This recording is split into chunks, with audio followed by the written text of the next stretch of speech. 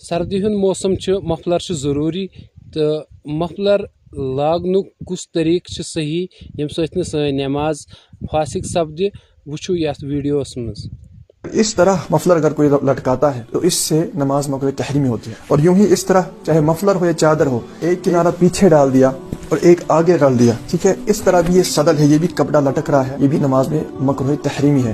ہاں اگر اس طرح ہو، یہاں سے تو ایک سرا ہے کہ اس کو اگر پیچھے کر دیں گے یا پھر اس طرح واپس لے آئیں گے تو اس صورت میں یہ صدل نہیں کہلائے، نماز مکروہ تحریمی نہیں ہوگی، اس طرح پڑھنا جائز ہے. یا پھر بعض لوگ سر سے چادر اوڑھتے ہیں، اگر دونوں کنارے لٹک رہے ہیں، اس طرح اگر کوئی رکھ دیتا ہے اور نماز پڑھتا ہے تو یہ مکروہ تحریمی ہوتی ہے، بلکہ اگر لپیٹ لے گا تو تب جا کے مکروہ تحریمی نہیں ہوگی. اسی طرح مفلر کے ساتھ نماز پڑھتے ہیں تو وہ اپنے ناک اور منہ یعنی چہرے کو چھپاتے ہیں، یعنی اس طرح چھپانا، یعنی نماز میں اس طرح ناک اور منہ چھپانا، اسے بھی فقہاء کرام نے مکروہ تحریمی قرار دیا. ماسک پہننے کا بھی یہ حکم ہے. سرکار صلی اللہ علیہ وسلم نے نماز میں چہرہ ڈھانپنے اور کپڑا لٹکانے سے منع فرمایا. یاد رکھیے ایسی نمازیں دہرانا نئے سرے سے پڑھنا واجب ہوتا ہے. یہ کرزو باقین تان تہ شیئر تاکہ سٲلِم سپدن امہ کتھ نش زٲنیاب.